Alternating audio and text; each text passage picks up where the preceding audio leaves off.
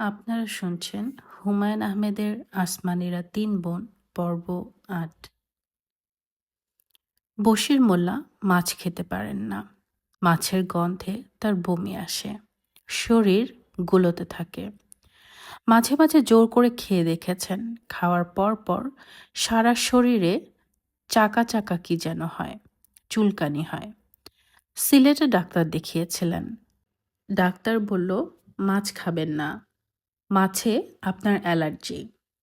বশির মোল্লা বললেন, শরীরে চাকা চাকা হওয়া কি অ্যালার্জি? তাহলে তো আমার মেয়ে মানুষেও অ্যালার্জি আছে।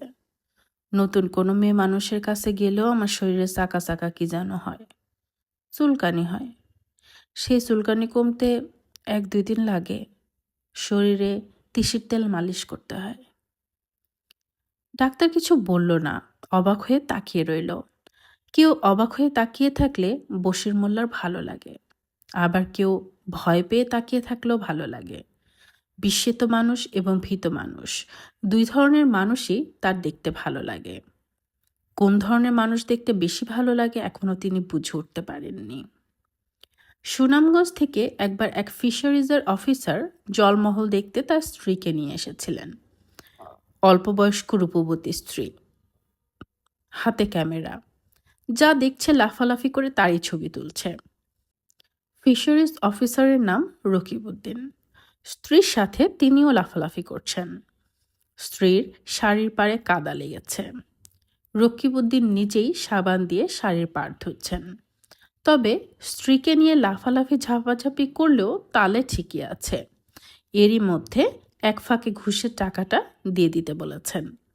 মাসের ১-২ তারিখে টাকাটা পৌঁছে দেয়া হয়। এবার তিনি নিজেই হাতে হাতে নিয়ে যাবেন এবং ফেরার পথে একটা বড় রুই মাছ, একটা বোয়াল মাছ এবং ১ কলসি কই মাছ দিয়ে দিতে বলেছে। বশির মোল্লা বললেন, বিশাল সাইজের পাবদা আছে, কিছু পাবদাও নিয়ে যান। রকিবউদ্দিন বললেন, পাবদা আমার স্ত্রী খায় না। মাছের ব্যাপারে সে খুব চুজি। ম্যাডাম না খেলে না খাবেন, আপনি খাবেন। পাবদার সাইজ দেখার মতো, একটা ১ হাত লম্বা। কিছু দিয়ে দেই।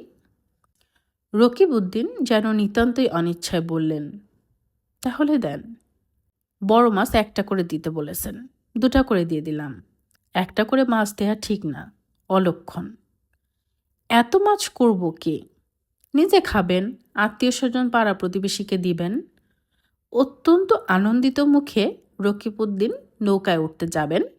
বশির মোল্লা বলল, স্যারের সঙ্গে একটু প্রাইভেট টক ছিল। রকিবউদ্দিন বললেন, বলুন কি ব্যাপার? বশির মোল্লা বললেন, স্যারের স্ত্রী মাশাল্লাহ সুন্দরী। রকিবউদ্দিন চোখ সরু করে তাকালেন। তার মুখের চামড়া সামান্য শক্ত হয়ে গেল। হঠাৎ তার স্ত্রীর প্রসঙ্গ কেন এলো ভদ্রলোক বুঝতে পারছেন না। বশির মোল্লা গলা নিচু করে বললেন, আমি মন স্থির করেছি, আপনাদের দুজনকে আজ রাতে আমার বাংলোতে রেখে দেব। দোতলা বাড়ি, জেনারেটর আছে, ফ্যানবাতি সবই চলে। আপনি থাকবেন ১ তলায়, ম্যাডামকে নিয়ে আমি থাকবো ২ তলায়। রকিবউদ্দিন হতভম্ব গলায় বললেন, তার মানে কি? বশির মোল্লা গলা আরও নিচু করে বললেন, মানে তো পরিষ্কার। এর চেয়ে পরিষ্কার আর কিভাবে বলি? এর চেয়ে পরিষ্কার করে বললে শুনতে খারাপ লাগবে। আমার অবশ্য বলতে অসুবিধা নেই, আমি মিসুয়া মানুষ, আমি ভালো মন্দের ধারধারি না। রকিবউদ্দিন কঠিন দৃষ্টিতে এদিক ওদিক তাকাচ্ছেন। তিনি সঙ্গে করে যে দুজন পিয়ন এনেছিলেন তাদের খুঁজছেন। তবে তার হাত পা কাঁপতে শুরু করেছে। বশির মোল্লা বললেন, আপনার ২ পিয়নকে সকালে নৌকায় করে মাছ দিয়ে পাঠিয়ে দিয়েছি। রকিবউদ্দিন রাগে কাঁপতে কাঁপতে বললেন, আপনি নিজেকে কি ভাবেন? দেশে আইন কানুন নাই? বশির মোল্লা বললেন, ভাটি অঞ্চলে আমিই আইন, আমিই কানুন। আমি কি বলি শুনেন, ঝামেলা না করলে আপনার জন্য ভালো, ঝামেলা করলেও জিনিস একই হবে, মাঝখান থেকে আপনার ক্ষতি। সুনামগঞ্জে খবর যাবে হাওড় থেকে ফেরার সময় নৌকা ডুবি হয়ে ফিশারিজ অফিসার এবং তার স্ত্রী মারা গেছে। হাওড়ে নৌকা ডুবি কোনো ব্যাপারই না। রকিবউদ্দিন কাঁদো কাঁদো গলায় বললেন, আপনি এসব কি বলছেন, কি বলছেন? বশির মোল্লা বললেন, আমার প্রস্তাবে রাজি হয়ে যান। আমি, আপনি আর ম্যাডাম, এই তিনজন ছাড়া ঘটনার কেউ জানবে না। কাতল মাছের নামে ওয়াদা করতেছি, ভাটি অঞ্চলের সবাই জানে। বশির মোল্লা যখন মাছের নামে ওয়াদা করে তখন ওয়াদা রাখে। নৌকা থেকে রকিবউদ্দিনের স্ত্রী হাসি মুখে চেঁচিয়ে বলল, এই তোমরা দুজন গুটুর গুটুর করে কি আলাপ করছো? দুজন একটু ডান দিকে আসো, আমি ছবি তুলে রাখি। সুন্দর কম্পোজিশন, এখান থেকে ব্যাকগ্রাউন্ডে হাওরটা এত সুন্দর লাগছে। বশির মোল্লা বললেন, স্যার, ম্যাডাম আমাদের ডানে সরতে বলেছেন। ছবি তুলতে তুলতে মন ঠিক করেন, আমার প্রস্তাবে রাজি না অরাজি। রকিবউদ্দিন জায়গা থেকে নড়তেও পারছেন না, জবাবও দিতে পারছেন না। আতঙ্কিত এবং বিস্মিত চোখে বশির মোল্লার দিকে তাকিয়ে রইলেন। বশির মোল্লা লক্ষ্য করল রকিবউদ্দিনের মুখ থেকে অতি দ্রুত বিস্ময় দূর হচ্ছে, আতঙ্ক বাড়ছে। আতঙ্কিত হলে এক এক মানুষের চোখ এক এক রকম হয়ে যায়। কারো চোখ অক্ষিকোঠরে ঢুকে যায়, আবার কারো চোখ অক্ষিকোঠর থেকে বের হয়ে আসে। রকিবউদ্দিনের চোখ বের হয়ে আসছে। বশির মোল্লা মুগ্ধ হয়ে এই দৃশ্য দেখছেন। বশির মোল্লা তার জীবনে এত আতঙ্কিত হতে কাউকে দেখেননি। এখনো কোনো কারণে মন টন খারাপ থাকলে রকিবউদ্দিনের আতঙ্কিত মুখের ছবিটা মনে করার চেষ্টা করেন, তার বড় ভালো লাগে। আজ বশির মোল্লার মন ভালো। প্রধান কারণ ঠান্ডা লেগে সর্দির মতো হয়েছে। সর্দিতে নাক বন্ধ, কোনো কিছুরই ঘ্রাণ পাচ্ছেন না। কাজেই আজ মাছ খেতে পারবেন, গন্ধ কোনো সমস্যা হবে না। বাইন মাছ এনে রান্না করতে বলেছেন। লঞ্চের বাবুর্চি ঝোলঝোল করে বাইন মাছ খুব ভালো রান্না করে। বাইন মাছের সন্ধানে লোক গেছে। আরও একটি বিশেষ কারণে বশির মোল্লার মন ভালো। সার্কাসের ছোট মেয়েটিকে তিনি কাছ থেকে দেখেছেন। দড়ির ওপর অনেক দূর থেকে মেয়েটাকে যত সুন্দর লেগেছে, কাছ থেকে আরও বেশি সুন্দর লেগেছে। সাধারণত উল্টা হয়, দূর থেকে যাদের সুন্দর লাগে কাছে আর সুন্দর লাগে না। গতকাল মেয়েটার গলায় সোনার মেডেল পরিয়ে হাতে 10,000 টাকা দিতে দিতে বললেন, তোমার নাম কি গো? মেয়েটা হেসে দিয়ে বলল, নাম তো জানেন, আবার কেন জিজ্ঞেস করছেন? বশির মোল্লা বললেন, প্রত্যেকে তার নিজের নামটা মধুর করে বলে, তুমি কত মধুর করে বলো এটা শোনার জন্য নাম জিজ্ঞেস করলাম। মেয়েটা তার কাছ থেকে এ ধরনের কথা শুনবে বলে আশা করেনি। মেয়েটার চোখের ওপর দিয়ে বিস্ময় ঝিলিক মেরে গেল। বিস্ময়টা বশির মোল্লার ভালো লাগলো। এই মেয়ে আশেপাশে থাকলে তার বিস্মিত চোখ ঘন ঘন দেখার সুযোগ পাওয়া যাবে। তিনি এখন তার চারপাশে ভীত চোখ দেখেন, বিস্মিত চোখ দেখেন না।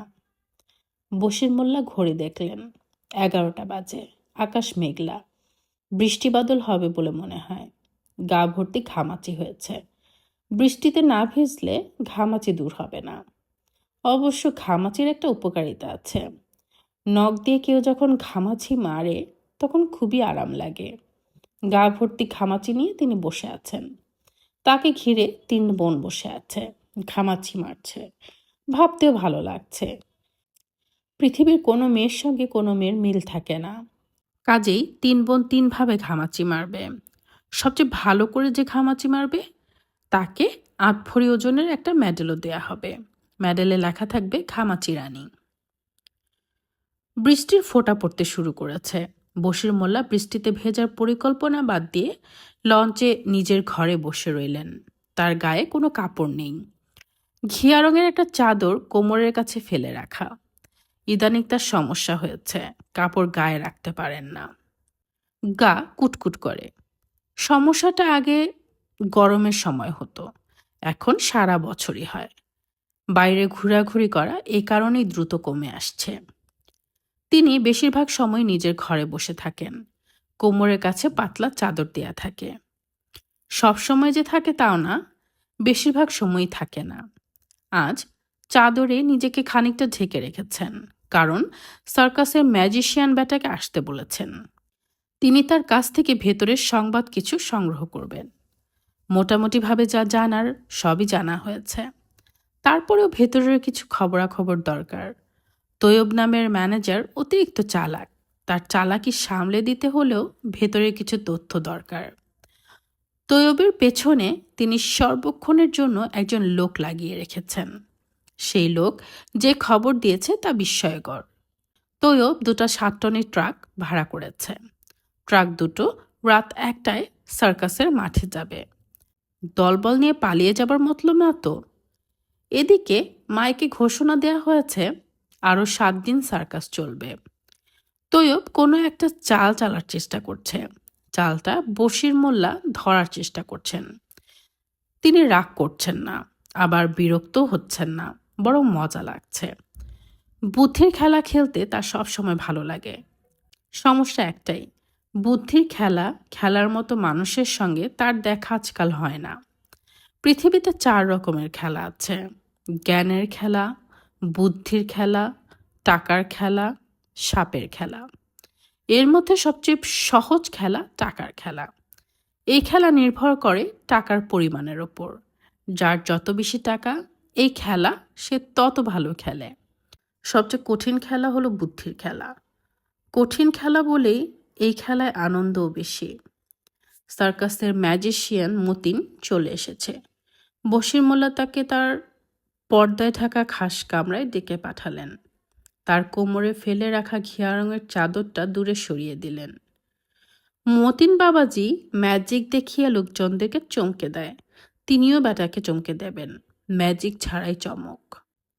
ব্যাটা ঘরে ঢুকেই দেখবে কুচকুচে কালো 2 মণি এক ন্যাংটা বাবা গম্ভীর মুখে বসে আছে।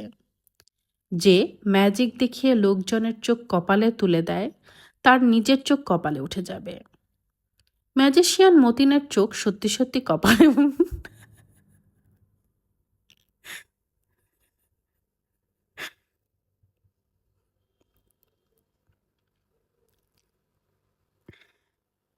ম্যাজিশিয়ান মতিনের চোখ সত্যি সত্যি কপালে উঠে গেল। বশির মোল্লা নরম গলায় বললেন, ভাই কিছু মনে করবেন না, গরম বেশি পড়েছে, এই জন্য ন্যাংটা হয়ে বসে আছি।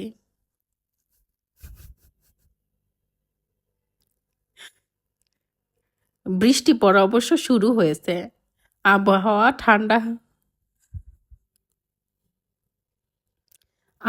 ঠান্ডা হয়ে যাবে। ঠান্ডা হলেই গায়ে চাদর দিব। আপনার অসুবিধা হলে নিচে তাকাবেন না, আমার চোখের দিকে তাকিয়ে কথা বলেন। আপনার নাম যেন কি?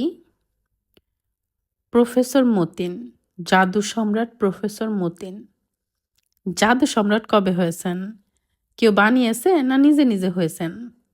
সকালে ঘুম ভাঙার পরে সবাই ডেকে বললেন আমি জাদু সম্রাট? মতিন মেজাজ খারাপ করে তাকিয়ে আছে। লোকটা কেন তাকে ডেকে পাঠিয়েছে, কেনই বা ন্যাংটা হয়ে বসে আছে, কিছুই বোঝা যাচ্ছে না।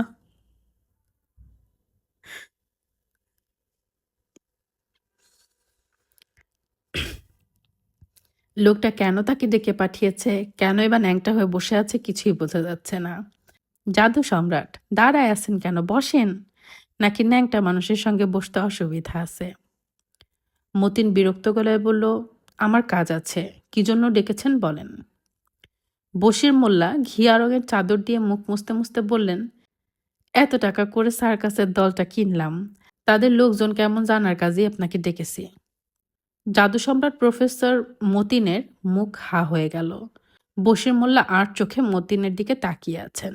জাদু সম্রাটের বিস্মিত মুখ দেখতে ভালো লাগছে। মিথ্যা কথাটা এই গাধা ম্যাজিশিয়ান ধরতে পারছে না, সত্যি ভেবে নিয়েছে। বশির মোল্লা হাই তুলতে তুলতে বললেন, সার্কাসের দলটার যে হাত বদল হয়েছে তা জানেন না? না। তৈয়ব কিছু বলে নাই? না। ম্যানেজার অবশ্য কখনো কিছু বলেন না। আপনি কি সত্যি স্বাধীন বাংলা সার্কাস কিনেছেন? হুম। কত টাকা দিয়ে কিনেছেন? কত টাকা দিয়ে কিনেছি সেটা তোমাকে বলবো কেন? তুমি আমার কর্মচারী, এর বেশি কিছু তো না। তোমার সঙ্গে কিছুক্ষণ আপনি আপনি করেছি, এখন থেকে আর করব না।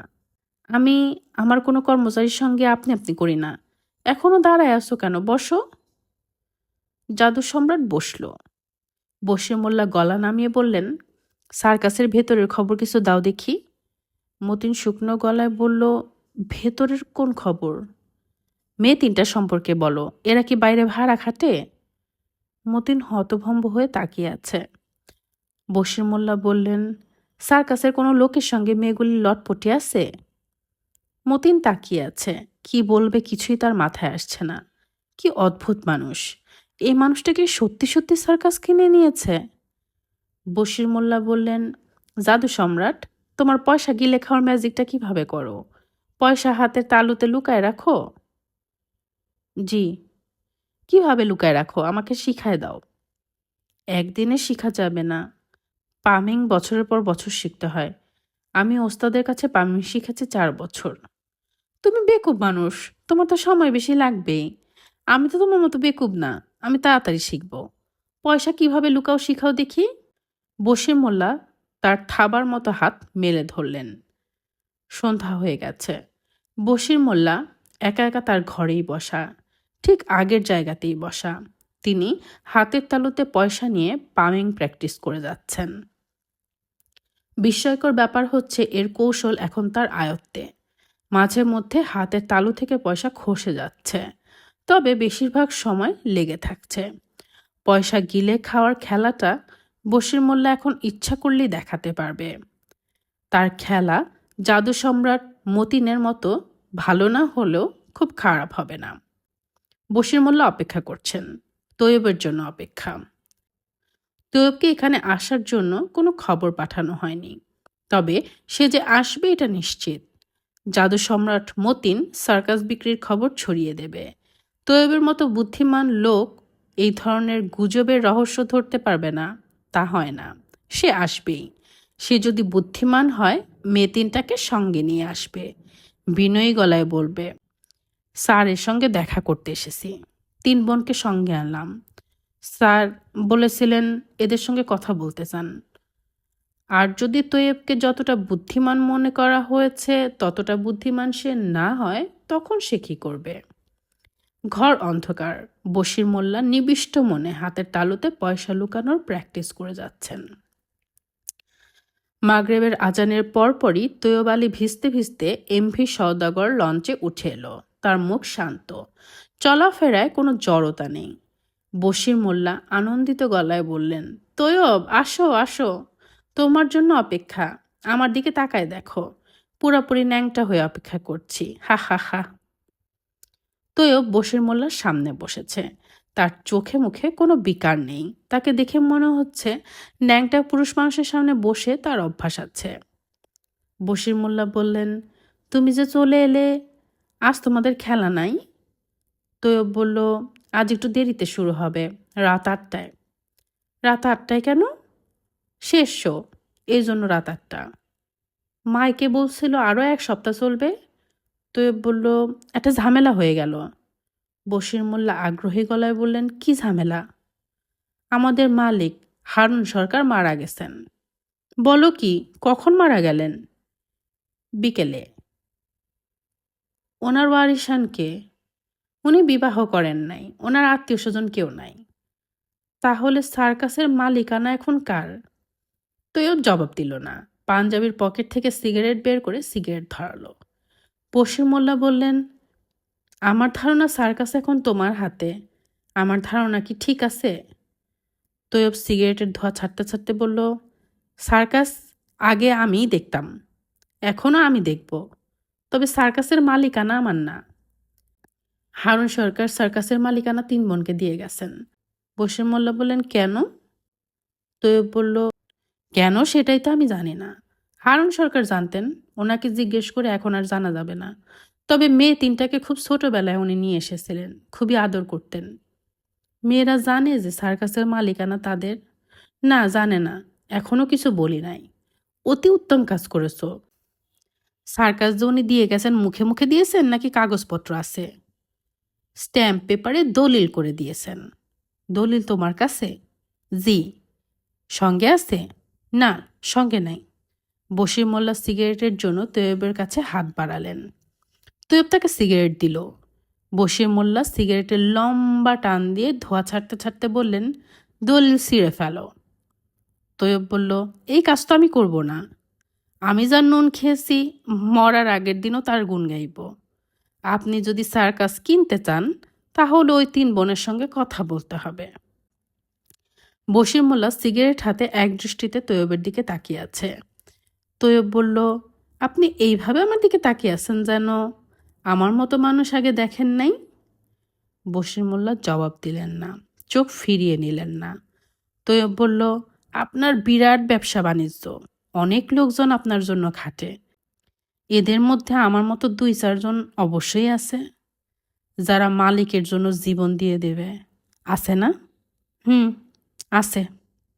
স্যার, আমি উঠি। বশির মোল্লা জবাব দিলেন না।